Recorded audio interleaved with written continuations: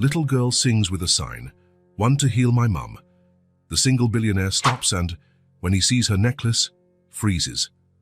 The icy November wind sliced through the streets of Chicago like a blade. Nolan Carter adjusted his Italian wool coat and descended the steps of the corporate building where he had just closed another $1 million deal. At 32, he had everything money could buy, except a real reason to smile. 16 hours of work a day, meetings extending into the early morning hours, decisions involving millions of dollars. His life was a well-oiled machine of commitments and achievements. Yet there was something empty in every victory. He was walking toward the black Bentley when something caught his eye. A small figure on the corner, motionless like a statue amid the constant movement of the city. A child holding a sign. Nolan almost walked right past. Chicago was full of people asking for money, and he had learned long ago not to get involved. His assistant always said, "You can help better through organized donations, Mr. Carter." It was more efficient, cleaner, more distant. But there was something different about that scene. Perhaps the girl's posture, the way she just stood there, quiet, simply waiting. Without shouting, without begging, without making a fuss. Just a little child holding a piece of cardboard, like it was the most important thing in the world. Curiosity won out over indifference. He approached and saw a tiny girl, maybe 5 years old, standing there with a sign in her hands. Her coat was too big, probably an older sibling's or purchased at a thrift store with room to grow. The sleeves covered her small hands, leaving only her fingertips visible. Her brown hair fell over her shoulders like messy curtains blown by the November wind. An old coffee can lay at her feet, with a few coins and a single dollar bill at the bottom. Nolan was able to read the sign when he got closer. $1 to heal my mum. The words were written in clumsy handwriting, some letters crooked, others too small for the space. The blue ink had smeared a bit in the last rain, but the message was clear, direct, desperate. The girl looked at him with big, hopeful eyes, but said nothing. She didn't make that sad puppy face so many kids did when they saw his expensive clothes. She just gripped the sign more firmly, as if those words were her only defense against a world too big for her. There was something about the dignity in that posture that touched Nolan in a way he hadn't expected. "Hi," he said gently, kneeling down so he was at her eye level. That's when he saw it. Hanging from the delicate neck of the girl, slipping out from under her oversized coat, was a necklace. Simple, delicate. A small amber stone with something carved inside. A star. The world stopped. Nolan froze completely, still kneeling on the cold sidewalk, as if someone had shut down all his systems at once. The city's noise, cars, horns, people talking, turned into a distant hum. The passers-by disappeared. Even the biting wind seemed to pause. He knew that necklace. He knew every detail. Every tiny scratch on the amber stone. Every curve of the gold chain. The way light refracted through the stone when the sun hit it at just the right angle, because he had made it himself. The memory hit him like a speeding train. 18 years old, the last week of August before leaving for Stanford, the summer heat giving way to the first chill of fall. A girl with curly hair sitting on the bridge over the river, her legs dangling above the water. "I don't want you to go, Nolan. I don't want to go either, but Stanford. It's everything I've ever wanted. What about me? What am I supposed to do without my best friend?" He had held her hand, feeling how small and cold it was. "You'll be fine. You're the strongest person I know." "I don't feel strong."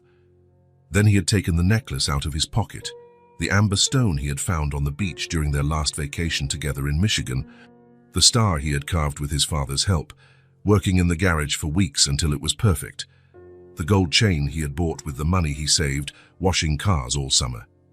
"I made this for you," he had said, carefully placing the necklace around her neck. "So you'll never forget there's someone in this world who truly cares about you." She had touched the stone, tears filling her eyes. "I'll never forget you, Nolan, never." "Me neither. And when I graduate, when I have a good job, I'll come back for you." But life wasn't so simple. Stanford led to other places, other opportunities. Calls became less frequent. Letters stopped coming. And before he realized it, 5 years had turned into 10 and 10 turned into 14. and Nora had become a precious but distant memory. "Mister," the girl's voice cut through his paralysis like a knife. "Are you okay?" Nolan blinked, realizing he was staring at the necklace intensely. His hands trembled slightly. The child looked at him with genuine concern, her head tilted to the side the way kids do when trying to understand something. He tried to speak, but his voice came out hoarse. He cleared his throat and tried again. "Sorry, it's just that necklace is very beautiful." The girl touched the amber stone with an instinctive tenderness, the way people handle precious things. "Thank you. It was my mom's when she was young." Nolan's heart did a somersault in his chest. "Was it?" "She said she got it from someone very special," the girl went on, unaware that her words were destroying and rebuilding the man kneeling before her, someone who really cared about her. Nolan felt his legs go weak. Even kneeling, he had to steady himself with one hand on the ground so he wouldn't fall. What's your name?" he managed to ask, though his voice sounded strange in his own ears. "Maisie," she replied, smiling for the first time, a small but genuine smile. "And your mom?" Nolan asked, desperate to confirm what he already knew in his heart. "What's her name?" "Nora," Maisie said simply. "Nora." The name echoed in Nolan's mind like a gong. 14 years apart, silent, lived separately. And now here was her daughter, wearing the necklace he had carved with his own hands. "Nora," he repeated, almost in a whisper. "Do you know my mom?" Maisie asked, her eyes lighting up with hope. No was too small a word for what Nora had meant to him. She had been his confidant, his partner in crime, his anchor during the turbulent teenage years. She was the person who understood him when he didn't understand himself. "Yes," he finally said. "I knew her, a long time ago." "She's sick," Maisie said, the joy of the previous moment fading into worry. "Really sick. She's had a fever for days and can't get out of bed. I tried to take care of her, but I don't know what to do." The reality of the situation hit Nolan like a punch. While he'd been building his empire on the other side of the country, Nora was here, sick, relying on a 5-year-old child to find help. "Is that why you're here?" he asked, looking at the sign. Maisie nodded, serious. "She always says we don't have money for a doctor, but I thought if I collected enough, maybe it would help." Nolan felt his chest tighten, a 5-year-old child on the street, trying to gather money to save her mother. And he complained that his life felt empty. "Maisie," he said, taking his wallet out of his pocket. "How old are you?" 5. "I'll be 6 in December." 5 years old, the same age he'd been when he met Nora in school, when she stood up for him against the bigger boys who teased him about his glasses and books. He pulled out all the bills in his wallet, several 20s, a few 50s, and 100.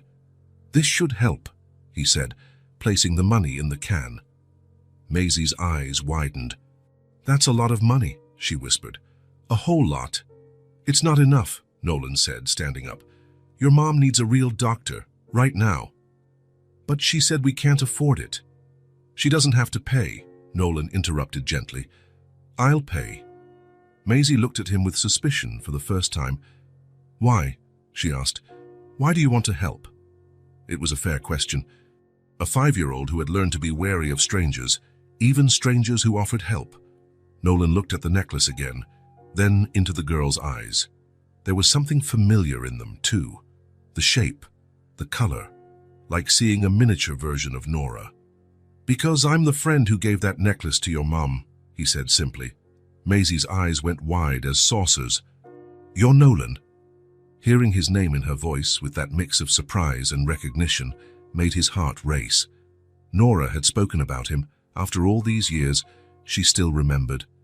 "She talks about me." "Sometimes," Maisie said, touching the necklace again. "When she's really sad or really sick, she holds the necklace and says your name. She says you were the kindest person in the world." Nolan felt his eyes sting. Kind. After years of building a reputation as a ruthless businessman, closing deals without looking left or right, being remembered as kind seemed impossible. But Nora had kept the necklace all these years, and she'd told her daughter about him. "Maisie," he said, trying to keep the urgency out of his voice, "where do you live? I need to see your mom." The child hesitated for a moment, caution returning. "She always says not to tell strangers where we live." "But I'm not a stranger," Nolan said gently. "I'm Nolan, the friend who made that necklace." Maisie studied him for a long moment, as if making a very important decision. "Are you really going to help?" she finally asked. "You're not going to leave when it gets hard?" The question cut deep. There was an old pain in those words, an experience no child should have. Someone had abandoned this girl before, probably more than once. "I left once," Nolan admitted, "and I've regretted it every day since. I'm not going to do that again." Maisie nodded slowly, as though she saw something in his eyes that convinced her. "Okay, but you have to promise you won't leave us." "I promise," Nolan said, and for the first time in years, he said something that came straight from the heart. Maisie carefully put away the can and the sign, folded the cardboard, and placed everything in a plastic bag she pulled from her coat pocket. Nolan quickly texted his driver, cancelling his afternoon meeting, then his assistant, cancelling everything else for the day. For the first time in his adult life, something was more important than work.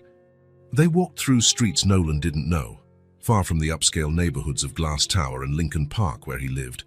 The houses got smaller, closer together, clothes hung on fire escapes.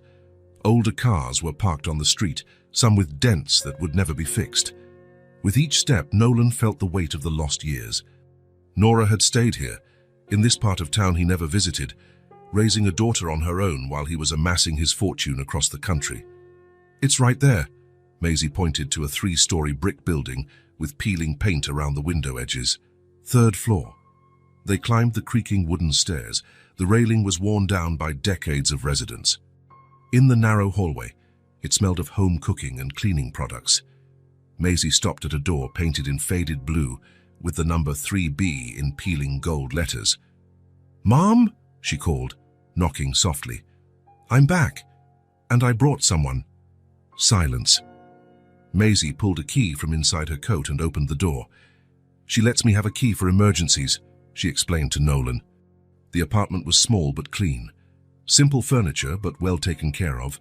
A brown sofa with a few patches, a coffee table with scratches, a bookshelf with books and photos. Some plants on the window tried to catch the weak afternoon sun. Childish drawings were stuck to the fridge with colorful magnets. It smelled like chicken soup and cold medicine. And there, on the living room sofa, was Nora. 14 years dissolved like morning fog.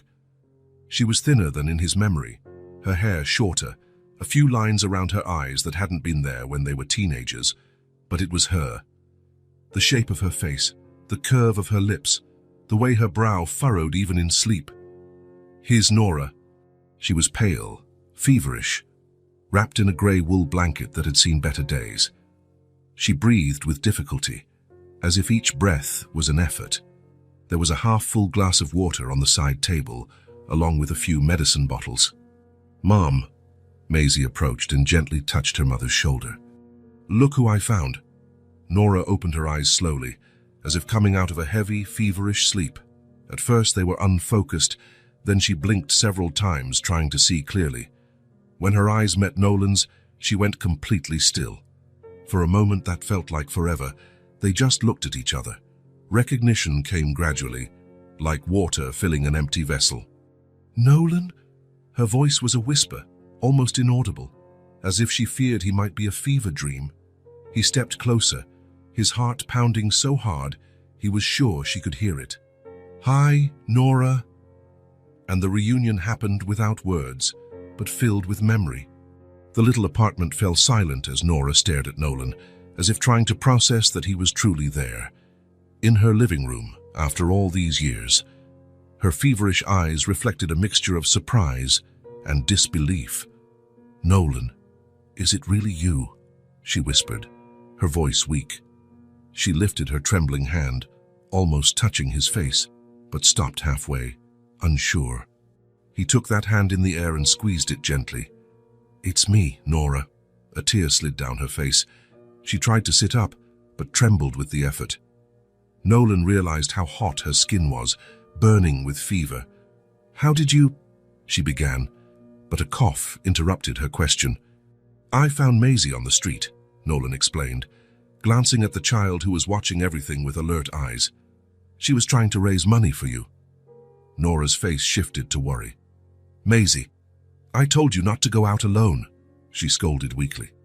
Sorry, Mum, the girl answered, gripping the edge of her oversized coat, but you've been sick for days. And we ran out of medicine. Nora closed her eyes for a moment, as if the dim apartment light was too bright. I was going to get better. It's just a cold. Nolan touched her forehead and felt how high the fever was. This is not just a cold, Nora. How long have you been like this? She looked away. A week. Maybe a bit more. A week and 3 days, Maisie corrected, with the precision only children have. First it was just a cough. Then she got really hot and couldn't go to work anymore. Nolan noticed the crumpled papers on the coffee table. Bills for electricity, water, rent, some with red warnings. You're not well, he said firmly. I'm taking you to the hospital right now. No need, Nora protested, trying to appear stronger than she was. I don't have insurance. I can't pay for that. I can, Nolan replied simply. Nora shook her head. I don't want your charity, Nolan. It's not charity, he said, his voice gentle but decisive. It's what you do for people who matter. She stared at him for a long moment, as if trying to read something in his eyes. Nolan held her gaze. Please, Nora, let me help. Maisie approached her mother and held her hand. Please, Mom, I'm scared. Those simple words seemed to break something inside Nora. She looked at her daughter, then at Nolan, and nodded slightly. All right. Nolan didn't waste time. He called his personal physician, Dr. Bennett, asking him to prepare everything at Northwestern Memorial. While talking on the phone, he saw Maisie packing a few items into a small backpack, her toothbrush, a worn children's book, a little stuffed bunny that had seen better days. The ambulance will take too long, he said after hanging up. I'll drive you in my car. You have a car? Maisie asked, surprised. I do, he answered, admitting that it was a Bentley worth nearly $500,000 parked 2 blocks away. Nolan went over to the sofa. Without a word, he slipped an arm under Nora's knees and another around her back. What are you? She began, but he was already lifting her. She was so light it frightened him. Nora, who had always been slender, now seemed far too fragile. Can you walk? He asked, though he already knew the answer. I think so, she replied. But when she tried to stand, her legs wobbled. Without hesitation, Nolan scooped her into his arms. She was almost like a child against his chest, small, feverishly hot, vulnerable in a way that broke his heart. Nolan, this isn't necessary, she protested weakly, but her body said otherwise, relaxing against him as if she had no strength left. Yes, it is, he replied simply. Maisie grabbed the house keys and the backpack she had prepared. Her eyes never left her mother, worry evident in every move. They made their way down the creaking stairs slowly. With each step, Nolan felt the heat of Nora's fever against his chest. She kept her eyes closed, breathing irregularly. On the 3rd landing, she whispered something. What did you say? Nolan asked, leaning his head closer to hear. You got strong, she repeated, a small smile on her feverish lips. And you're still as light as always, he replied, smiling too. It was a strange moment, almost out of place, a fragment of normalcy in such a grave situation. As if, for an instant, the 14 years of separation were reduced. When they reached the street, Nolan's driver was already waiting with the black Bentley. The man opened the door without comment about his boss carrying a sick woman or a small child in worn clothes following them. Northwestern Memorial, Nolan instructed, as he slid into the back seat with Nora still in his arms. As quickly as possible, Maisie climbed in after him, her eyes widening at the luxurious interior of the car. Is this your car? She asked, timidly touching the soft leather of the seat. It's my work car, Nolan replied, adjusting Nora so she was more comfortable, her head resting on his shoulder. During the ride, Maisie remained silent, watching the buildings flash by through the window. Occasionally, she looked at her mother, as if she needed to check she was still there. Nora drifted in and out of consciousness. Once, she opened her eyes and looked directly at Nolan. "You came back," she murmured. He wasn't sure if she was lucid or delirious with fever, but he answered anyway. "I came back." They arrived at the hospital in record time. Dr. Bennett was already waiting at the entrance with a team and a gurney. When Nolan got out carrying Nora, the doctor frowned at the state she was in. "How long has she had a fever?" he asked as Nolan placed her on the gurney. "A week and 3 days," Maisie answered, her voice small but precise. The doctor looked at the child, surprised, then nodded. "We'll take care of your mom, okay?" "Are you going to give her a shot?" Maisie asked, clutching Nolan's hand. "Maybe," Dr. Bennett answered honestly, "but only if necessary, to help her get better." Maisie nodded solemnly, as if giving permission. The team began wheeling Nora inside. Her eyes searched for Maisie. "My daughter." "She'll stay with me," Nolan assured her. "We'll be right here when you're done with the tests." Nora hesitated, then slightly nodded before being taken through the double doors. Nolan and Maisie stayed by the entrance, watching until the gurney disappeared from view. "Where are they taking her?" Maisie asked, her voice betraying her fear for the first time. "They're going to do some tests," Nolan explained, still holding the child's small hand, "to figure out why she's sick. And then they'll give her the right medicine so she can get better." A nurse approached them. "Mr. Carter, can you follow me to a private waiting room?" Nolan nodded, and they followed the woman down quiet corridors to a small but comfortable room with leather sofas and a TV on the wall. A tray with water and coffee stood on a side table. "Dr. Bennett will come as soon as he has news," the nurse said before leaving. Maisie climbed onto one of the sofas, her short legs swinging in the air because they didn't reach the floor. She looked around with obvious curiosity, but Nolan noticed how her small fingers kept fiddling with the hem of her coat, a sign of anxiety. "Are you hungry?" he asked, realizing she probably hadn't eaten for hours. She shrugged. "A little." Nolan picked up the phone and made a quick order from the hospital's restaurant. Minutes later, an attendant brought a tray with sandwiches, fruit, and a glass of milk. Maisie ate slowly, her eyes constantly returning to the door, as if expecting her mum to appear at any moment. Time passed slowly, an hour, then 2. Nolan answered messages on his phone occasionally, but his mind was elsewhere. Part of him was still processing the shock of reuniting with Nora after so many years, another part worried about her health. "How long will it take?" Maisie finally asked, breaking the silence. "I'm not sure," Nolan answered honestly. "The doctors need to do a lot of tests to figure out what's going on with your mom." The girl nodded, absorbing the information. Then, after a moment, she asked the question clearly weighing on her heart. "Is she going to die?" The directness of the question caught Nolan off guard. It was too blunt, too raw, coming from someone so little. But Maisie's eyes showed she didn't want comforting lies. She wanted the truth. Nolan knelt in front of her, getting on her level. "No," he said firmly. "We're here for her now." Maisie studied him for a moment, as if gauging the truth in his words. "Promise?" "I promise," he answered, holding her small hands in his. "The doctors here are the best in the city, and we're not going to leave your mom alone." Something in the girl's eyes changed, a small relaxation, as if a weight had been lifted from her two young shoulders. "Okay," she said simply, and there in the quiet of that sterile waiting room, the first bond of trust formed between them. Not with big declarations, not with elaborate promises, just simple words and a silent belief that maybe she didn't have to face everything alone anymore. Maisie took her stuffed bunny from her backpack and hugged it against her chest. The toy was worn, with one ear mended and the stuffing compressed from too much love. "This is Mr. Hop," she said, holding the bunny so Nolan could see. "Mom made him for me when I was a baby." Nolan smiled. "Nice to meet you, Mr. Hop." "He takes care of me when Mom's working," Maisie explained, stroking the bunny's head. "Now he's going to take care of her too." The simplicity of that childlike faith touched Nolan in a way he hadn't expected. Nearly 3 hours later, Dr. Bennett finally entered the room. His face was serious, but not grim. Nolan and Maisie stood up simultaneously. "How is she?" Nolan asked. The doctor took a deep breath. We ran several tests.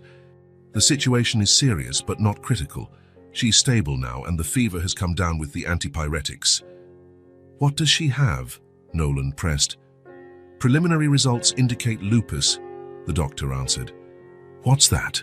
Asked Maisie, clutching Mr. Hop tighter. Dr. Bennett knelt down to speak to her. It's a disease where the body gets confused and starts fighting against itself instead of just fighting germs. But we have medicines that help the body stop doing that.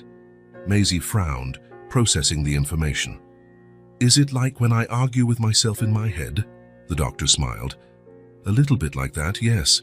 Nolan stepped away with the doctor to speak more privately. How serious is it? It's a chronic condition, Dr. Bennett explained. There's no cure, but it's treatable. She'll need continuous medication, regular checkups, and possibly some hospital stays if there are flare-ups. But with proper treatment, she can live almost a normal life. And without treatment, the doctor pressed his lips together. Without treatment, lupus can affect vital organs, kidneys, heart, lungs. It's a disease that doesn't forgive neglect. Nolan nodded, absorbing this information. Will she need to be admitted? I recommend at least 3 days to fully stabilize her and start treatment. Then she can continue at home with follow-up care. Do the best you can, Nolan said. Cost is not a problem. The doctor nodded, glancing briefly at Maisie, still hugging her stuffed bunny. Ms. Lane told me she doesn't have health insurance. I'll take care of it. I want her to get the best possible treatment. Understood. We've already started the treatment protocol. She's responding well, but she's still very weak. She'll need rest and care. Can we see her? Nolan asked. Yes, but only for a short time. She needs to rest. Maisie approached, tugging on Nolan's sleeve. Is Mom okay now?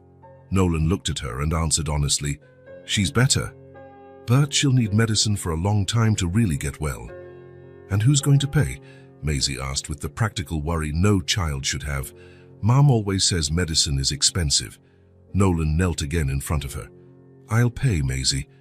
Your mum doesn't have to worry about that. The girl studied him with serious eyes, as though trying to understand something beyond his words. You're going to take care of us? She finally asked, her voice small but direct. The question hung in the air between them. It was more than a simple inquiry. It was a test, a plea, a hope. Nolan thought about his life before that day.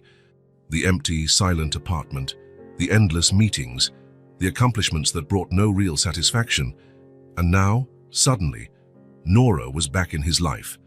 And Maisie, this brave child who wasn't afraid to ask the important questions. Yes, he replied, with a certainty that surprised him. And I'm not leaving. Maisie kept looking at him for a long moment, as though seeing through his words, right to his heart. Then she finally nodded.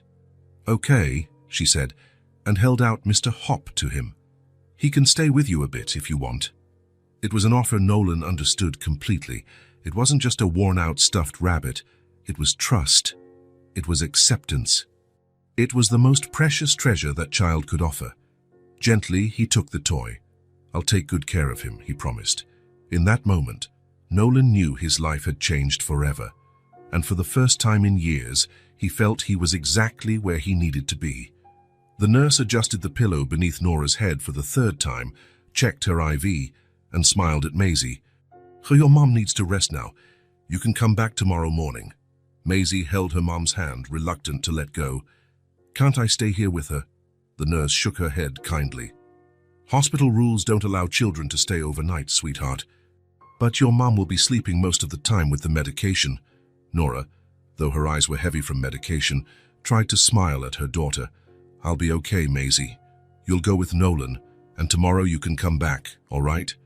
Promise you won't leave, Maisie whispered. I promise. Nora squeezed her daughter's hand. I'm just going to rest so I can get strong again. Nolan, watching the scene from the doorway, felt a pang in his chest. That was a promise Maisie had likely heard before and seen broken. The child's eyes carried a concern no 5-year-old should know. We'll be here first thing tomorrow, he assured, moving closer to the bed. And if anything happens, the doctors have my number. Nora nodded, fighting the sleep the medication brought. Thank you, Nolan, she murmured, her eyes already closing. Maisie kissed her mother's cheek, whispered something in her ear that made Nora smile, even with her eyes closed, and finally let Nolan guide her out of the room. In the corridor, the girl walked silently, still clutching Mr. Hop tightly to her chest. Her steps were small and slow, as if each one took her farther from her mom than she'd like. "Do you want something to eat before we go?" Nolan asked as they reached the hospital lobby. Maisie shook her head. "I'm not hungry." "Are you tired?" She shrugged, a gesture that seemed to say a lot of things at once.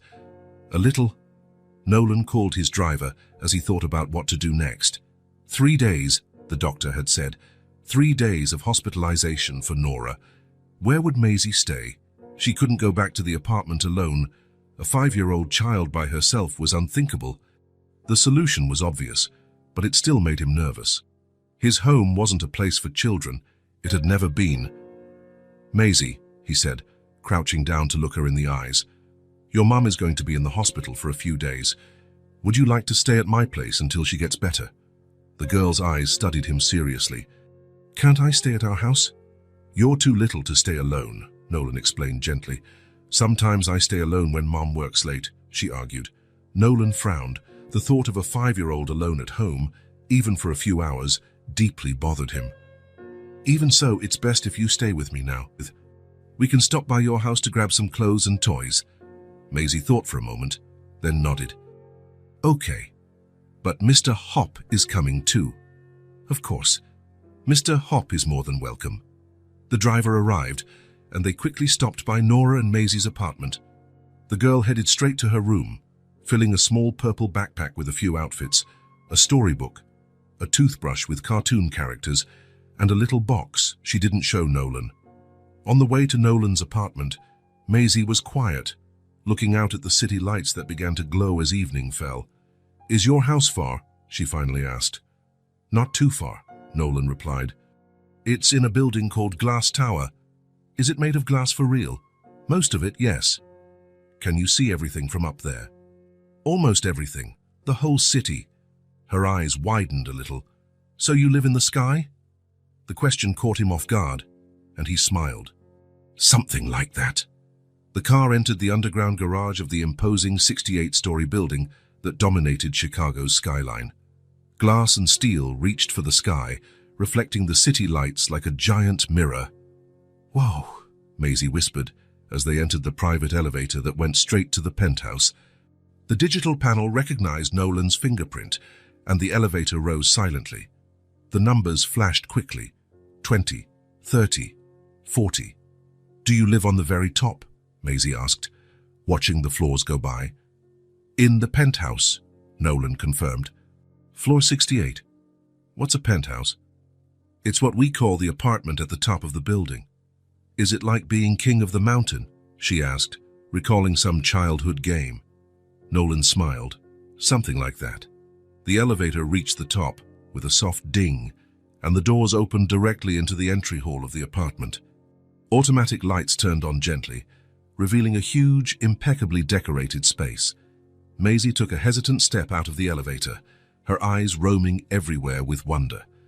The ceiling was high, and most of the walls were floor-to-ceiling windows, offering a panoramic view of Chicago at night.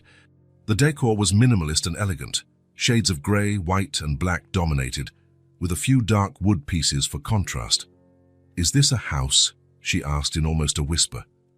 Nolan took in his own space through her eyes and suddenly saw something different. There were no bright colors, no signs of everyday life, no warmth of a lived-in home. Everything was perfect, immaculate, and completely lifeless. "It's where I live," he answered, realizing he hadn't said, "It's my home." Maisie took a few cautious steps, as if afraid to touch something and break it. "It's so big and clean." She walked slowly, her footsteps echoing on the marble floor. She looked at the gray leather couches without daring to sit, at the glass dining table without touching it, at the modern art pieces without understanding. "Do you live here alone?" she asked, still walking in slow circles, taking it all in. "Yes." "Aren't you scared?" The question surprised him. "Scared? Why?" She shrugged, a gesture that seemed bigger than her. It's a lot of space for just one person. It must echo. Nolan had never thought of that, but now, seeing his home through her eyes, he realized how empty it was. Not just spacious, truly empty. Like someone had designed the concept of a house without understanding what actually makes a place a home. "You must be hungry," he said, changing the subject. "So let's see what we have in the kitchen." The kitchen was equally immaculate. White marble countertops, stainless steel appliances, a huge central island. Nolan opened the fridge and found exactly what he expected. Almost nothing. A few yogurts, an expensive bottle of wine, mineral water, and some fruit. "I usually order takeout," he explained, feeling oddly embarrassed. "Mom always cooks," Maisie said, finally daring to climb onto one of the high stools around the kitchen island. "Even when she's tired." Nolan took out his phone.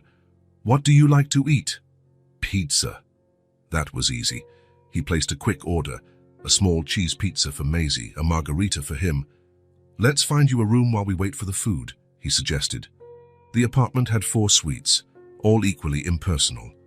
Nolan took Maisie to the one closest to the master bedroom. "You can stay here," he said, turning on the lights. It was a spacious room with a queen-size bed, grey Egyptian cotton sheets, 2 minimalist nightstands, and a wall-mounted TV. The automatic curtains were open, revealing the city below, a vast tapestry of lights. Maisie looked around, then at the bed that was far too big. "Can I sleep with the light on?" she asked quietly. "Sure," Nolan answered. "I'll leave the lamp on for you." "What if I need to go to the bathroom at night?" "The bathroom is that door right there," he pointed. "But if you need help, you can call me." "My room is right down the hall," he said, indicating the door at the end. Maisie nodded, but didn't look entirely convinced. She walked to the window and looked down at the city so far below. "It's really high," she commented. "Are we in the clouds?" "Almost," Nolan replied, standing beside her. "On cloudy days, sometimes the clouds pass right at window level." Her eyes widened. "Really, really, it's beautiful to see." They stood there for a moment, side by side, looking out at the city. Maisie so small beside him, holding Mr. Hop in one hand and pressing the other against the glass. The doorbell rang, indicating the food had arrived. They ate at the oversized dining table. Maisie perched on cushions to reach properly. She ate quietly, her eyes still taking in everything around her. "Your house is pretty," she finally said, "but it's really quiet." Nolan looked around, noticing again the absolute silence of the place. There was no hum of an old refrigerator, no noise from neighbors, no distant sound of cars. The penthouse was soundproofed, isolated from the world outside. "Yes, it is," he agreed, "very quiet." After eating, Nolan showed Maisie how the guest bathroom shower worked, set aside a clean towel, and let her bathe on her own with the door slightly ajar in case she needed help. While the girl got ready for bed, he wandered through the apartment, seeing it with new eyes. The expensive, perfectly placed furniture, the decorator-selected artwork, the stunning view he rarely stopped to appreciate. It was a showcase of success, not a home. In the guest room, he helped Maisie settle into the oversized bed. She looked tiny there, nestled among the goose-down pillows, hugging Mr. Hop. "All good?" he asked, sitting on the edge of the bed. She nodded, but her eyes were restless. "When's Mom going to get better?" "The doctors are taking care of her. In a few days, she'll be able to leave the hospital. And then? Then she'll need to rest and take medicine." "Will she be able to work?" Practical worries again. A 5-year-old child concerned about bills, work, survival. "Don't worry about that now," Nolan said softly. "I promised I'd take care of you both, remember?" She nodded slowly. "Did you know Mom for a long time?" "Since we were kids, a little older than you." "Were you friends?" "Best friends." Maisie thought for a moment, processing this information. "Why did you stop being friends?" The question hit Nolan like a punch. Direct, simple, no accusation, just genuine curiosity. "I moved away, far away." "For college, couldn't you visit?" "I should have visited," he admitted. "It was a mistake not to." She accepted the answer without judgment. simply nodding as if she now understood a mystery. "Good night, Maisie," he said, standing up. "Good night, Nolan." He left the lamp on as promised and slipped out, leaving the door partially open. A few hours later, while working on his laptop in the living room, Nolan went to the kitchen for a glass of water. Passing by the hallway, he noticed Maisie was still awake, her eyes open in the dimly lit room, staring at the ceiling. "Can't sleep?" he asked softly from the doorway. She shook her head. "It's too quiet." Nolan stepped in and sat on the bed again. "Is there more noise in your apartment?" "Yeah, there are cars outside, and the upstairs neighbor who walks around at night, and Mrs. Peter's dog that barks at people passing by." She paused. "Here, there's only silence." It was true. The soundproofing in the penthouse was perfect. No city noise penetrated, no sign of other lives beyond the walls. "Do you want me to turn on the TV quietly?" he offered. "No, just to stay here for a bit." He nodded and leaned back against the headboard. Maisie settled in, still hugging Mr. Hop, seeming more at ease with him there. "Mom always says I'm brave," she commented after a while, "but sometimes I get scared." "That's normal," Nolan replied. "Everybody gets scared sometimes. Even you. Even me." "What are you scared of?" Nolan thought for a moment. How could he explain to a child that his biggest fear was exactly this? A whole life built around empty achievements, a perfect but cold apartment, days that passed without real meaning. "I'm afraid of being alone," he finally said, surprised by his own honesty. Maisie considered that for a moment. "But you live alone." "Yes, and sometimes it's very lonely." "Why don't you get a dog or a cat?" "I never thought of that," he admitted. "I work a lot." "Mom works a lot too," Maisie said, her voice heavy with drowsiness. "But she always says you need someone to come home to?" Nolan felt a tightening in his chest. The simple wisdom of a child repeating her mother's words, someone to come home to. He had built an empire, yet had no one waiting for him when he got back. "Your mom is very smart," he said quietly. "She's the smartest person in the world," Maisie murmured, her eyes beginning to close. "But sometimes she cries when she thinks I'm asleep." Nolan stayed there, sitting on the edge of that huge bed, watching Maisie finally drift off. The lamp cast a soft glow on her small face, so much like Nora's when they were kids. The same eyebrows, the same shape of nose. But there was something else there, a quiet strength, a resilience that came from growing up with hardships he had never known. Once he was sure she was deeply asleep, he rose carefully, so as not to wake her. Back in the living room, Nolan walked over to one of the enormous windows and looked down at the city below. Lights everywhere, people living their lives, stories unfolding in every lit window he could see.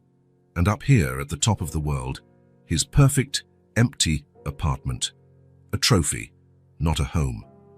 Nolan went to his office, a sleek room with carefully organized books he rarely read, and an imposing desk. He opened a drawer and removed a false bottom. There, hidden for years, was a framed photograph. Two smiling 12-year-old faces, a girl with curly hair and a boy with glasses too big for his face. Both sitting at the edge of a lake, legs dangling in the water, fingers intertwined. A perfect moment captured forever. Nolan and Nora, before the world separated them. He ran his fingers over the image, feeling the weight of the lost years, the choices made, the paths not taken. The apartment around him, 850 square feet of silent luxury, suddenly felt exactly like what it was. Wealth without love, just a beautiful emptiness. Maisie had been right. The house didn't know how to laugh. It had never learned. But maybe, Nolan thought as he placed the photo on his desk, it still could. 3 days blurred by in a haze of hospital corridors, conversations with doctors, and nights during which Maisie finally managed to sleep in the silent apartment. Nolan rearranged his schedule, cancelled meetings, delegated decisions for the first time in years. He placed something above work. And now, finally, Nora was home. Not at Nolan's penthouse, but in the small apartment where she and Maisie lived. He had insisted they stay with him, arguing that his place was better for her recovery, but Nora stood firm. "I need my own place," she said simply. "My own smells, my own things." So there they were, the three of them. Nora reclining on the living room couch with a blanket over her legs, paler than she should be, but fever-free at last. Maisie sitting on the rug drawing, checking on her mom every few minutes as if she needed to confirm she was really there. And Nolan in the small kitchen making tea, feeling strangely out of place among the simple appliances and pots with signs of frequent use. "With sugar?" he asked, raising his voice so Nora could hear from the living room. "Just a little," she replied. "The doctor said to cut back." Nolan found the sugar bowl, an old piece of hand-painted ceramic, obviously well-loved. He put only half a spoonful in her cup and brought the tea to Nora. "Thank you," she said, accepting the warm drink. Her fingers brushed his during the handoff, a brief touch that seemed to carry more meaning than it should. Maisie looked at the two of them, then went back to her drawing, a small smile on her lips. "What are you drawing?" Nolan asked, sitting down in the armchair next to the couch. "Our family," Maisie replied without looking up from the paper. "Me, Mom, and you?" Nora almost choked on her tea, and Nolan felt something strange in his chest, like his heart stumbled for a moment. "Maisie, Nolan is a friend who's helping us," Nora explained gently. "He has his own life, his own job." "But he said he was going to take care of us," Maisie insisted, still focused on her drawing, adding details with colored pencils. "And he said he wouldn't leave." An uncomfortable silence fell over the room. It wasn't empty like the silence in Nolan's penthouse, but full, heavy with unspoken words, with promises made in desperate moments, with hopes no adult dared to name. "Why don't you go show Mr. Hop the new drawing?" Nora suggested. "He was waiting for you in your room." Maisie seemed to understand the cue. She gathered her pencils, picked up the unfinished drawing, and left the room, not without casting a meaningful glance at the two adults. When the bedroom door closed, Nora sighed. "I'm sorry about that," she said, placing her cup on the coffee table. "She gets attached quickly." "No need to apologize," Nolan replied. "I did say I'd take care of you both, and I intend to keep my word." Nora looked at him intently, as if trying to solve a particularly difficult puzzle. "Why? Why? Why are you doing all this?" she asked. "Paying for doctors, medication, looking after Maisie. You have a life, Nolan, a company to run. Why are you here, taking care of us?" The question hovered between them. Nolan could have answered in many ways. He could say it was for an old friendship, for the unexpected reunion, for doing what was right. But none of those felt sufficient. "Because when I saw you on that couch with a fever, I realized how much time I've lost," he finally said. "How much I wasted chasing things that don't really matter." Nora looked away, her fingers playing with the fringe of the blanket covering her legs. "A lot has happened, Nolan. We're not those kids at the lake anymore." "I know. You don't owe me anything. It's not about owing." She took a deep breath as if gathering courage for something difficult. "Do you want to know what happened after you left? After the letters stopped? After the phone calls became less frequent and then stopped altogether?" Nolan nodded, feeling the weight of what was coming. "I got pregnant at 19, she began, her voice low but firm. Maisie's father was a musician, handsome, charismatic, full of promises for the future. He vanished when I told him I was pregnant, just took his guitar and never came back." She paused, taking a sip of tea before continuing. "My parents had already moved to Florida. When they found out, they said I made my choice, that I had to deal with the consequences." "Nora, no, let me finish," she interrupted. "You want to know why I'm here, in this tiny apartment, working 2 jobs to pay the bills, why I let the fever get so high before looking for help? Because that's been my life these past years, Nolan. Hard choices, impossible priorities, deciding between rent and a winter coat. Between food on the table and cough medicine. The words came now like a flood kept at bay for too long, finally overflowing. There were nights when I didn't even have the strength to cry. Nights when I held Maisie, who was hungry, and sang her to sleep because I had nothing to feed her. Winters when the heat broke and we slept in coats under every blanket we had. Times when I thought I couldn't do it anymore." Her voice wavered and she took a deep breath, holding back tears that threatened to fall. "And through all that, I never asked for help, never called anyone. Never reached out to old friends or acquaintances. Why? Nolan asked, his own voice thick with emotion. Nora raised her eyes to him, and he saw a mix of old pain and a strength he could hardly comprehend. I never asked for help, because I didn't think anyone would come. Those words hit Nolan like a blow to the chest. He saw in her eyes all those lonely nights, the countless days of struggle, the moments she had to be strong because there was no one else. I would have come, he said, realizing how hollow it sounded after all that time. You were building your empire, she replied, not accusing him, just stating a fact. Becoming Nolan Carter, CEO of Carter Innovations. I read your name in business magazines, knew you were doing all you ever dreamed of. But at what cost? He murmured, more to himself than to her. I built a company, made millions, and in the end, I have an empty apartment and not even a dog waiting when I come home. A slight smile touched Nora's lips. Maisie mentioned you should get a dog. She's very wise for a 5-year-old. Almost 6, Nora corrected. And yes, she is. She had to grow up way too fast. They fell silent for a moment, each absorbing the truth that had finally been spoken. Maybe, Nolan said at last, I was never someone people ask for help.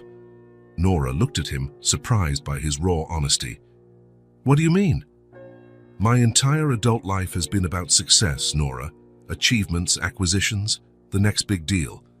I've become someone people fear in meetings, not someone they call when they're in trouble. He looked down at his own hands, surprisingly empty for someone who had spent his life trying to hold on to more and more. When I found Maisie on that street, wearing the necklace I made for you, it was like time stopped. Like the universe was giving me a second chance to be the person I promised I'd be. The words lingered between them, heavy with meaning. They weren't empty promises or grand declarations, they were simple truths, finally acknowledged. And who is that person? Nora asked softly. Someone worth calling when you need help, Nolan replied. Someone who shows up. Nora nodded slowly, as if accepting not just his words, but the moment they were sharing. There, in that small, simple living room, with Maisie's drawings on the fridge and faded curtains filtering the afternoon light, something shifted between them, not with grand gestures or lavish promises, but with simple truth finally spoken. Because truth brings people closer, more than any plan could. Nora's follow-up appointment was at 9 in the morning. Nolan arrived at 8:30, parking in front of the small brick building. He already knew his way to the 3rd floor, knew which steps creaked the loudest on the wooden staircase. Maisie opened the door before he even knocked, as if she had been waiting. Hi, she said, a broad smile lighting up her face. Good morning, miss, Nolan responded, bowing playfully, which made Maisie giggle. Mom's getting ready, she informed, pulling him by the hand into the apartment, but she's taking forever. Nolan stepped inside, noticing the change in the atmosphere.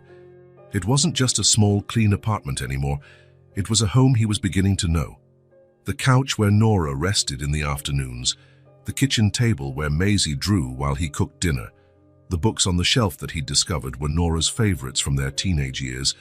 Is she feeling okay? He asked in a quieter voice. Maisie made a face and shook her head. She threw up again this morning, and there's a red patch on her arm that's itchy. Nolan frowned. Adjusting lupus medication had proven more complicated than the doctor initially expected. It had been 2 weeks since Nora was discharged, and they were still searching for the right balance between controlling the disease and minimizing side effects. The bedroom door opened, and Nora emerged, wearing jeans and a simple button-down shirt. She looked pale, with noticeable dark circles under her eyes, but had made an effort to look better. Her hair was carefully combed, a touch of blush on her cheeks, attempting to mask the pallor. Good morning, she said, forcing a smile that didn't quite reach her eyes. Sorry it took me so long. No rush, Nolan said, noticing how she leaned slightly against the wall. We've got time. I'm ready, Maisie announced, already wearing her backpack. Returning to school had been a topic of debate between the adults over the last week. Nora insisted Maisie needed to go back, while Nolan offered to hire a temporary tutor so Maisie could stay closer to her mom. In the end, they reached a compromise. Maisie would go to school in the morning, and Nolan would pick her up after lunch so they could visit Nora, who still wasn't cleared to work. "Let's go then," Nora said, picking up her purse. She took 2 steps and stumbled slightly. Nolan was at her side in an instant, slipping an arm around her waist, firm but gentle. "You okay?" "Just dizzy," she replied, trying to pull away. "It'll pass." But Nolan didn't let go. "Let me help you," he said softly, more statement than question. For a moment, Nora resisted, her body rigid against his. Then slowly, like ice melting, she allowed herself to lean on him. "Thank you," she murmured. Maisie watched with alert eyes, her little forehead creased in worry. "Will Mum get better today?" she asked as they descended the stairs, Nora still leaning on Nolan. "We'll see what the doctor says," Nolan answered honestly. "Sometimes it takes a while to find the right medicine." In the car, Maisie chattered about school. Her friend Zoe with a pet hamster, her teacher with polka-dot glasses. Her boundless energy seemed to fill the space, as if trying to compensate for her mother's weary silence. They dropped Maisie off at school first. Nora insisted on getting out of the car to walk her daughter to the gate, despite Nolan's protests. She knelt down, ignoring the obvious pain, and hugged Maisie tightly. "Have a great day, my love," she said, adjusting the girl's shirt collar. "Nolan will pick you up after lunch." "Promise you'll be home when I get back?" Maisie asked, her eyes revealing a familiar, old fear. Nora cupped her daughter's face with both hands. "I promise. I'm just going to the doctor and then back home. I'll be waiting for you." Maisie nodded, gave her mom a kiss on the cheek, and ran to join the other kids in the schoolyard. Back in the car, Nora let out a long, tired sigh, as if she had used all her energy in that brief moment. "She's been like that since her father left," Nora explained without prompting. "Always afraid I'll vanish too. It must be hard on her." "And on me," Nora admitted, watching the city pass by through the window as the car pulled away. Knowing that, no matter how often I promise, she'll always have that doubt. They arrived at Dr. Bennett's office, the rheumatologist Nolan had hired to treat Nora. The waiting room was elegant and comfortable, but Nora looked out of place amid the expensive decor magazines and perfectly placed ornamental plants. "All of this is too much, Nolan," she murmured while they waited. "I could just go to a regular clinic." "Dr. Bennett is the best lupus specialist in the city," Nolan replied. "You deserve the best care." Nora was about to protest when the nurse called her name. The appointment lasted almost an hour. Nolan waited patiently, responding to emails on his phone, occasionally glancing at the closed door. When it finally opened, Dr. Bennett stepped out first, signaling for Nolan to come closer. "We need to adjust her medication," the doctor explained quietly. "The corticosteroids are causing significant side effects, and the immunosuppressant therapy hasn't reached the ideal balance yet." "What does that mean in practice?" Nolan asked. "A few more weeks of tweaks, possibly more discomfort before it improves. Lupus is complicated, especially at the early stages of treatment." Nolan nodded, processing the information. "And work? I don't recommend she go back now," the doctor said. "At least another 2 weeks of rest." Nora emerged at that moment, a new prescription in hand, resignation on her face. She had clearly overheard some of the conversation. "Another 2 weeks," she said, more statement than question. "Just to be cautious," Dr. Bennett confirmed. "We need to find the right balance of medications before you resume a full routine." On the way back to the apartment, Nora remained silent, staring out the window. Only when they were climbing the building's stairs did she finally speak. "I can't stay off work that long, Nolan. The bills don't stop." "Don't worry about that now," he replied, helping her up the last few steps. "You heard the doctor. You need to rest." "Easy for you to say when you have a bank account like yours," she said, a touch of bitterness in her voice. "I have responsibilities. Maisie, rent, the bills." Nolan opened the apartment door and waited for her to enter before responding. "I told you I'd take care of you, and I am." Nora turned to face him, a storm in her eyes. "For how long, Nolan? Until you get tired? Until the novelty wears off? Until your company needs you more than we do?" The question lingered between them, charged with fear and unspoken doubts. "Is that what you think of me?" he finally asked, his voice calm but hurt. Nora sighed, the energy of her brief anger melting away to reveal only exhaustion. I don't know what to think. You showed up out of nowhere after 14 years, paying medical bills, taking care of my daughter, helping me with everything. It's a lot to process. She sat on the couch, looking suddenly drained. I don't want to be a burden, Nolan. I don't want you to be here out of pity or guilt. Nolan sat beside her, not too close, but near enough that she felt his presence. It's not pity or guilt, he said simply. It's a choice. She looked at him, confused. What do you mean? I spent 14 years doing what I thought I had to do, building a company, making money, chasing success, and during all that time, there was a void nothing ever filled. He paused, choosing his words carefully. You're the reason I came back, Nora. Not to take care of you or make up for lost time, but because when I saw Maisie on that street, when I found you on this couch, I realized that for the first time in years, I was exactly where I was supposed to be. Nora's eyes filled with tears she struggled to hold back. What if I never fully recover? What if the lupus gets worse? What if I'm a burden forever? Then I'll be here forever, Nolan replied. It's not an empty promise, Nora. It's a choice I make every day when I wake up. She closed her eyes for a moment, as if trying to absorb the weight of those words. I can't give you anything in return, she whispered. I'm not asking for anything. The silence between them felt different now. No longer weighted by unspoken words or unanswered questions, it was a comfortable quiet, like old friends who don't need to fill every moment with noise. The morning slipped by. Nolan worked on his laptop at the kitchen table, while Nora rested on the couch, occasionally commenting on the book she was reading or an email he had to answer.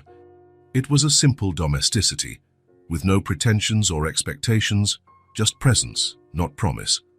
Shortly after noon, Nolan got ready to pick Maisie up from school. Want me to bring something for lunch? He asked, grabbing his car keys. Something light, Nora answered. My stomach's still sensitive from the meds. He nodded and started out. Nolan, she called, and when he turned featured, there was something new in her eyes. Not gratitude or suspicion, but a kind of tentative peace, like the start of something she couldn't yet name.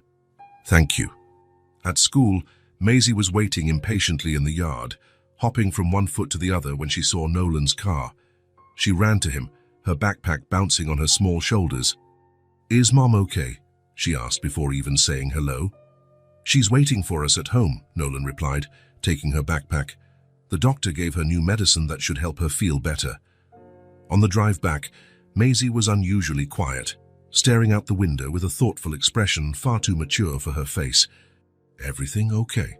Nolan asked, glancing at her in the rearview mirror. Maisie hesitated, fiddling with the buttons on her coat. Can I ask you something? Of course. Are you going to leave us like Dad did? Her question struck Nolan like a fist to the gut. It was so direct, so raw in its simplicity, so laden with old pain. He pulled the car to a stop at the next red light and turned to look at her in the back seat. Maisie, look at me, he said softly.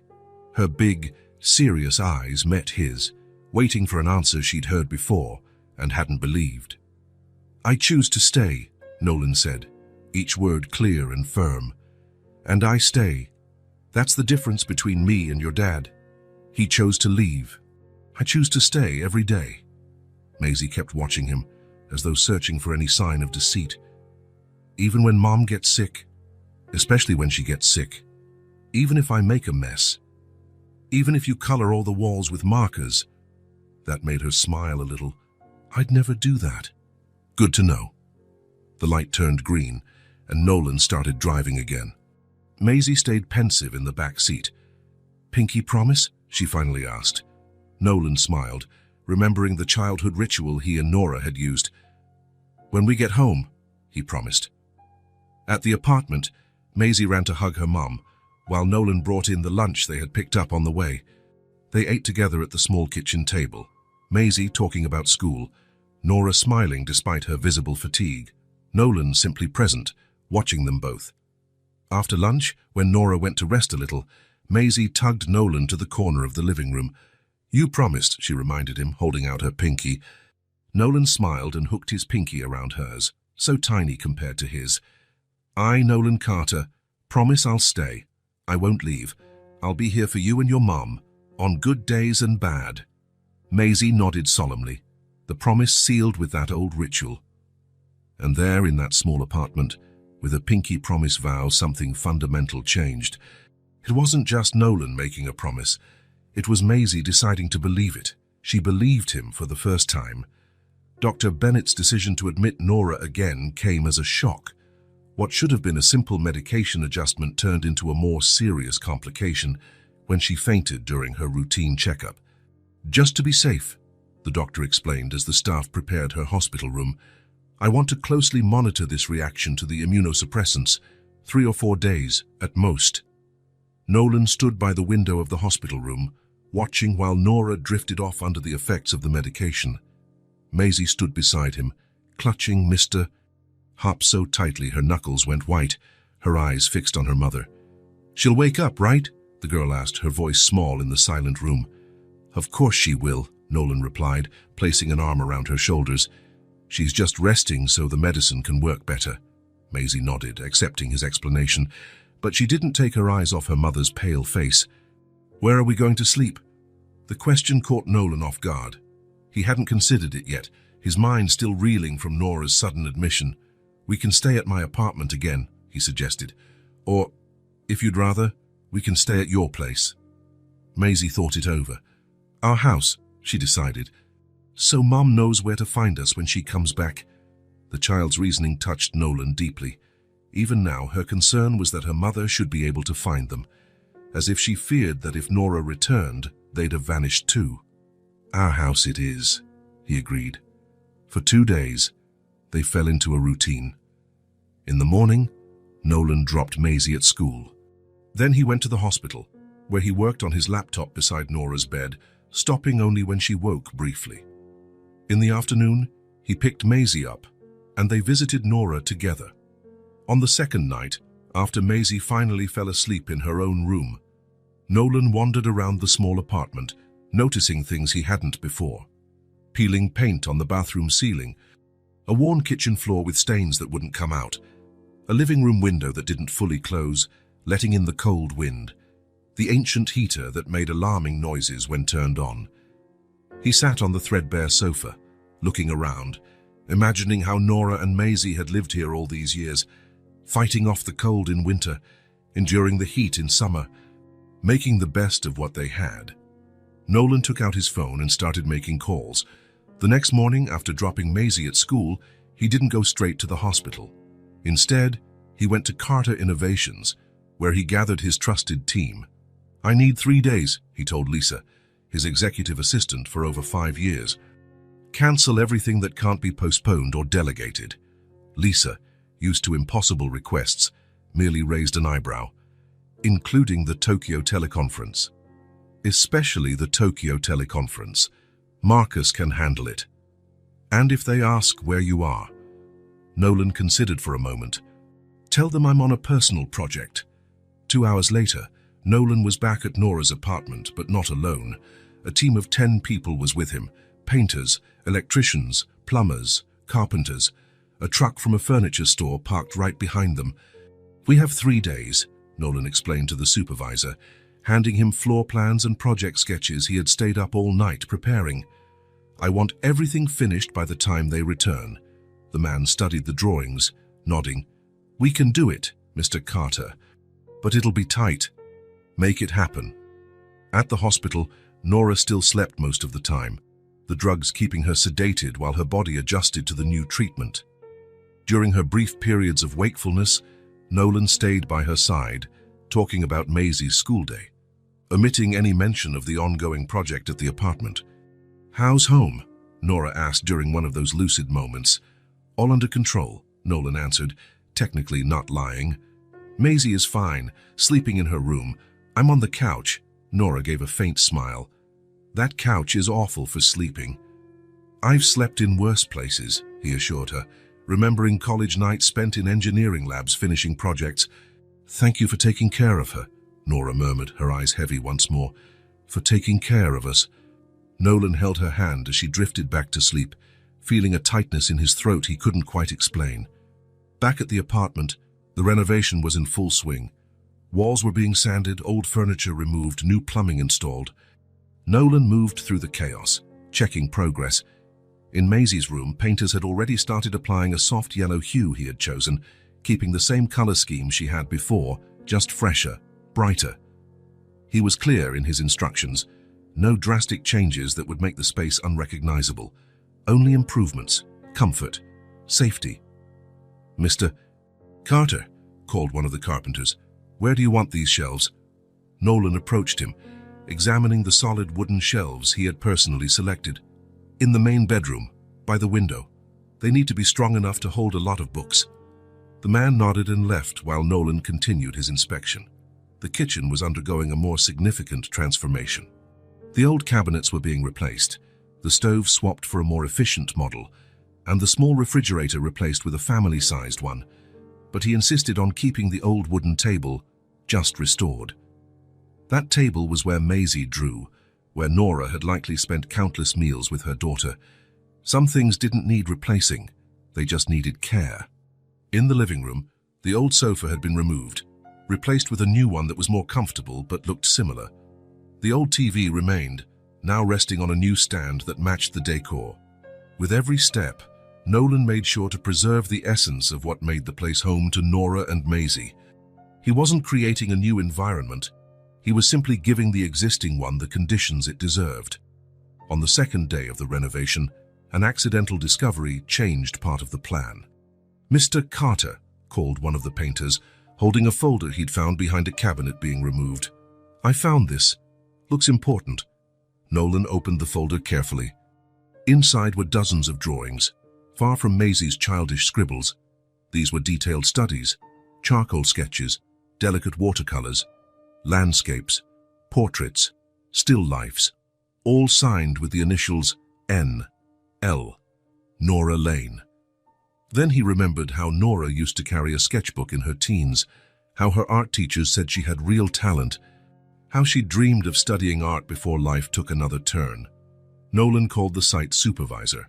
"Change of plans," he said, pointing to the small space that was supposed to be a pantry. "I want this room turned into a studio." The man looked confused. "A studio?" "An art space, shelves for materials, a large table by the window to make the most of natural light. I want special lighting installed here and here," he said, marking spots on the plan, modifying the original design. "And we need a proper easel, the best you can find." The supervisor nodded, taking notes.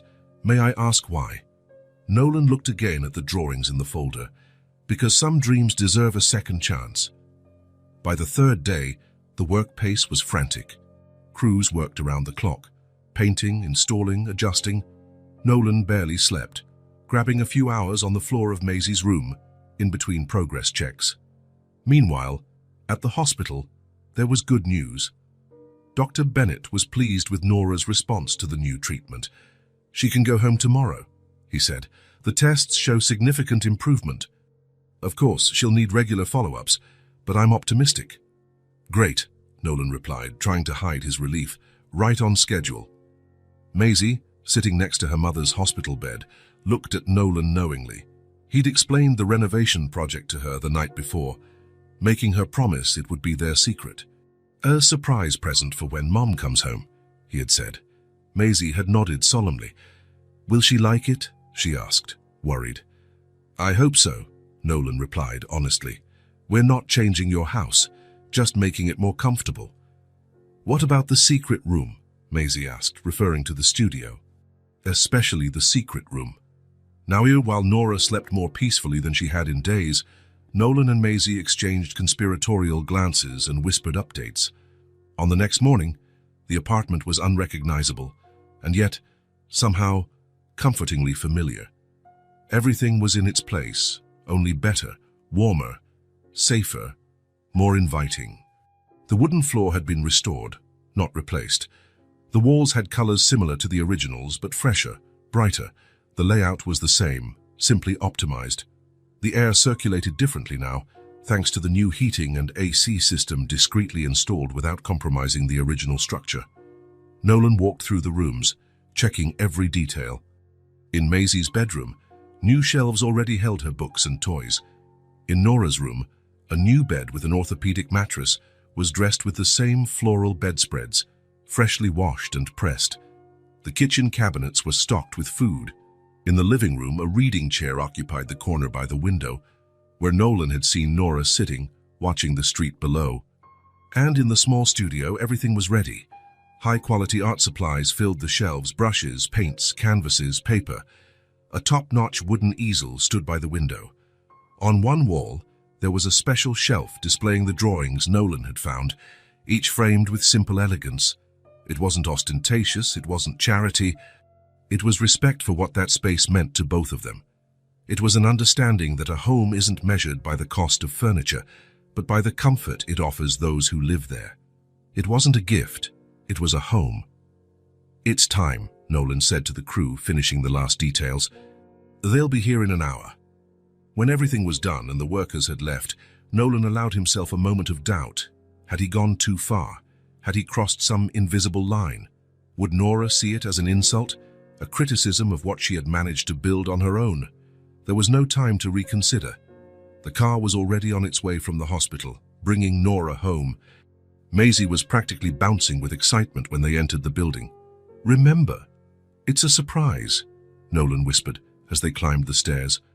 "Let your mum notice things on her own." Nora moved slowly, still regaining her strength. She looked better than she had in days, but the hospital stay had taken its toll. At the apartment door, she fished out her keys. "Let me do it," Maisie offered, taking the keys and unlocking with some difficulty, her small hands trembling with anticipation. The door opened, and Nora stepped in, coming to an abrupt stop.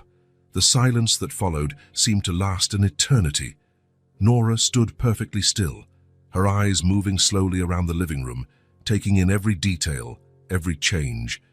Her hand rose to cover her mouth, but she made no sound. Maisie glanced at Nolan, worry replacing her earlier excitement. "Mom?" she finally asked. "Do you like it?" Nora turned to Maisie, then to Nolan, tears brimming in her eyes. "You did this?" she asked, her voice barely audible. "Nolan did," Maisie answered quickly. "While you were asleep in the hospital. I just helped pick the colors." Nora took a few hesitant steps into the living room, touching the new couch, feeling the texture of the curtains, running her hand along the refinished coffee table. "It's, the same place," she finally said. "But better," Maisie completed. Nolan remained silent, letting them take in the moment.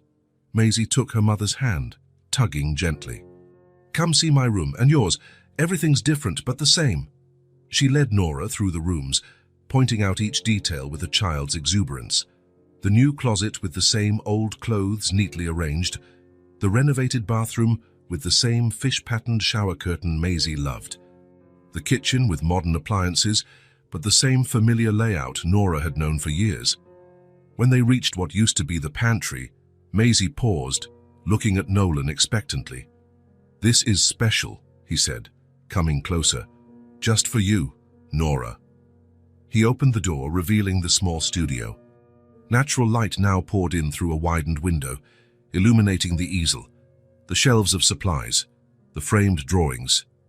Nora stepped inside slowly, as if entering a dream.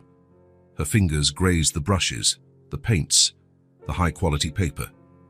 Her eyes roamed over the drawings she'd made years ago, now framed with quiet admiration.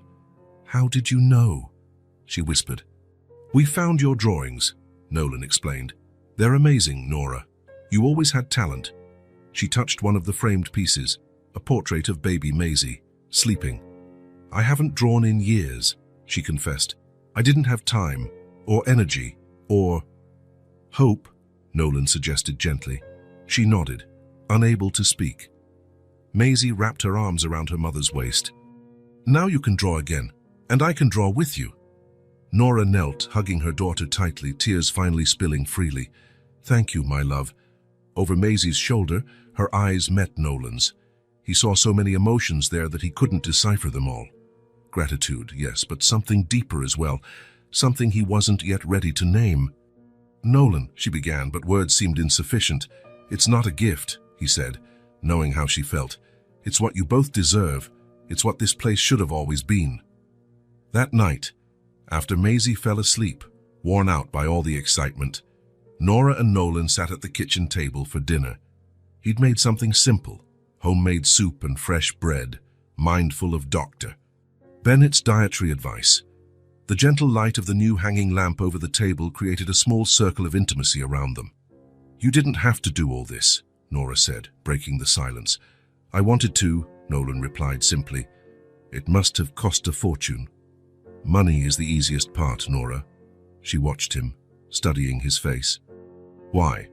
Because you deserve a place where you can feel safe, comfortable, where the heater works in winter and the windows close properly, where there's room for Maisie's drawings and yours too. He paused, glancing around the renewed kitchen, thinking of the apartment as a whole, every corner lovingly considered. There's room here for everyone to grow, he finally said. Nora's face lit up with a smile of recognition. You remember that? She asked, genuine surprise in her voice. It's what you used to say when we played, Nolan recalled, smiling too. When we built those sheet forts on your porch. Nora chuckled softly at the vivid memory. A place where everyone can grow, she repeated. That was our motto. Our promise. She reached out across the table, touching his hand gently. I always knew you'd go far, she said, her voice soft but steady. I followed each step from afar, always rooting for you. Nolan felt warmth expand in his chest. You kept track? Of course, she said. The articles in the business magazines. The headlines about the young tech prodigy, she smiled. I clipped every one of them. You kept them? Nolan asked, genuinely surprised. Nora nodded. They're in a box in the closet. I wanted Maisie to know about you, even if we never met again. Their hands remained joined on the table, a simple touch saying more than any elaborate speech. I should have come back sooner, Nolan confessed. And I should have reached out when I needed you, Nora replied. I think we both have regrets. But we're here now. Yes, Nora agreed, giving his hand a gentle squeeze. We're here now. In that simple moment at a freshly renewed kitchen table, under the soft light that created a world just for them, it became clear. She hadn't forgotten, neither had he. Time had passed, life had taken unexpected turns, but the bond between them remained, transformed, matured, yet intact, like an invisible thread that, despite everything, still tied them together. The seasons changed, and with them the intertwined lives of Nolan, Nora, and Maisie. December brought its piercing cold, but the renovated apartment stayed warm and welcoming. The heater ran quietly, and the newly sealed windows kept out the wind. Inside, something equally important was blossoming. A routine. One more? Maisie asked every morning, watching Nolan flip another pancake in the frying pan. One more and you'll turn into a pancake, he teased, adding another to her already full plate. Nora, sipping tea, observed with a smile. Her hair, once always in a practical ponytail, now fell loosely over her shoulders. Some tension had left her posture. A shadow no longer lurked in her eyes. Don't encourage her, she said, feigning sternness. She's already had 3. I'm a growing girl, Maisie declared with the seriousness of a newly turned 6-year-old. These mornings became a precious part of their routine. Nolan no longer slept at the apartment. He had returned to his penthouse once Nora recovered. But every morning before work, he arrived with fresh ingredients for breakfast. Sometimes he stayed for dinner. On weekends, they spent the entire day together. They didn't label what they were building, it just was comfortable, safe, real. Dr. Bennett had reduced Nora's checkups to once a month. The lupus was under control, medication balanced. She still had bad days, days of extreme fatigue, joint pain, an exhaustion that no amount of sleep could fully cure. But those days were fewer and farther apart. Nora had returned to work part-time at the local library. Afternoons were devoted to her art studio, where her dormant talent woke once more. First with tentative sketches, then delicate watercolors, and now vibrant oil paintings capturing the apartment's light. Maisie's smile, the city view from the window, Nolan had also changed his routine. He delegated more at the company, turned down late meetings, kept his mornings free for pancakes and his Friday afternoons to pick Maisie up from school. It wasn't perfect. Nothing real is. There were occasional disagreements, minor frustrations, necessary adjustments. Nora sometimes pulled back, years of forced independence creating walls that gradually crumbled. Nolan sometimes got lost in work projects. Maisie had nightmares, waking up crying for people who were no longer there. But those moments didn't define what they had built. They were just part of a larger whole, shadows making the light more cherished. On a cold January afternoon, Nora was painting in the studio while Maisie worked on homework at the kitchen table under Nolan's supervision. "I don't get why I have to learn fractions," Maisie complained. "I'll never use them." "Says the girl who insists on splitting her pancakes in half to have a more," Nolan teased. "That's different." "It's about food. Math is everywhere," Nolan explained. "When your mom paints, she uses proportions. When I design a device, I use calculations. And when you split pancakes—" "Okay, got it," Maisie interrupted with a sigh, but a small smile betrayed her renewed interest. At the studio door, Nora watched silently, paintbrush in hand. There was something deeply moving about the scene. Nolan leaning over homework, patiently explaining, Maisie frowning in concentration. Later, after Maisie was asleep, Nora invited Nolan for tea on the tiny enclosed balcony. It was just big enough for 2 chairs, protected by a cover and warmed by a small space heater. "She really likes you," Nora said. "More than she's ever liked anyone besides me." Nolan nodded, feeling the weight of that trust. "She's amazing, smart, strong, brave, like her mom." Nora smiled, looking into her teacup. "You know, she asked if she could call you Dad." That caught Nolan off guard. Something in his chest tightened, an emotion he couldn't name. "What did you tell her?" "I said she needed to ask you first, and that these things take time." Nolan went quiet, absorbing the meaning of her words. "What do you want, Nora? Truly, not just for Maisie, but for you."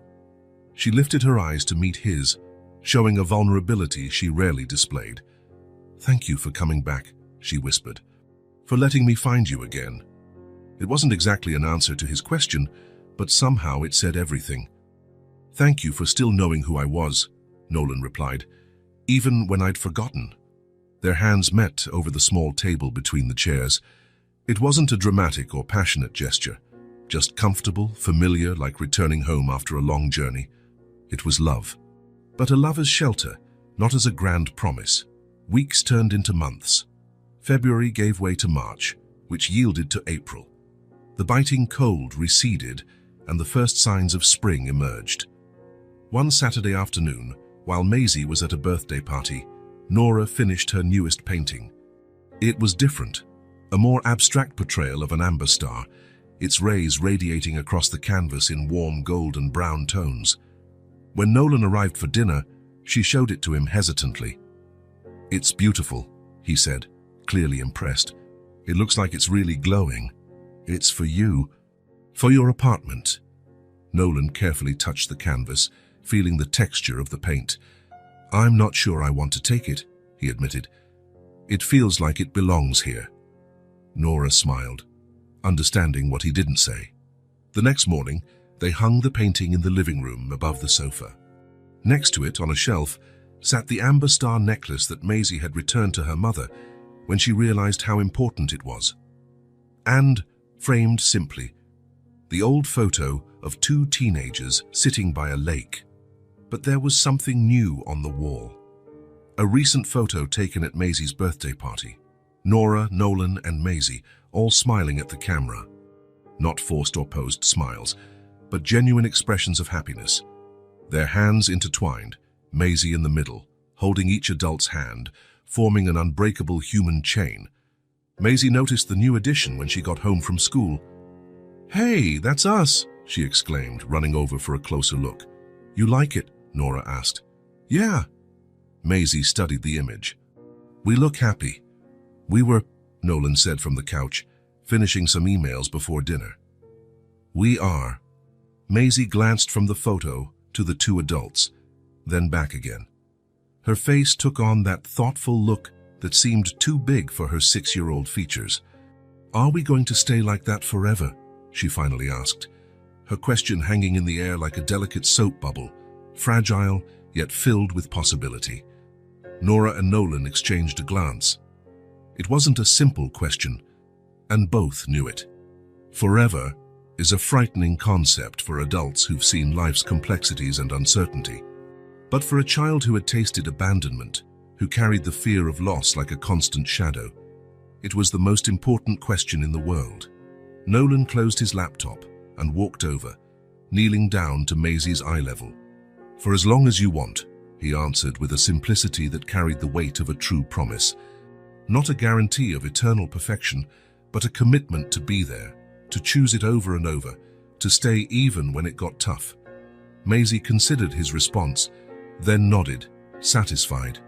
For her, at that moment, it was enough. It was everything. That night, they ate dinner together at the little kitchen table. Maisie recounted stories from school, acting them out with dramatic gestures. Nora laughed, her face lit up in a way that made her look younger, freer. Nolan watched them both, feeling that familiar sense that he was exactly where he needed to be. After dinner, they watched a movie in the living room, all three squeezed onto the couch. Maisie fell asleep between them, head on her mother's lap, her bare feet resting on Nolan's leg. On the wall, the photo of the three of them seemed to watch over the scene with silent approval. 3 figures framed and 3 people on the couch, past and present perfectly aligned like stars in a finally complete constellation. There, in that simple but welcoming apartment, lay the truth they had found together.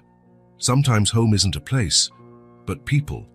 That family isn't just about blood, but about choosing each other every day. That the truest love doesn't come with grand declarations, but with a steady presence in life's little routines. And this time, no one left. The light rain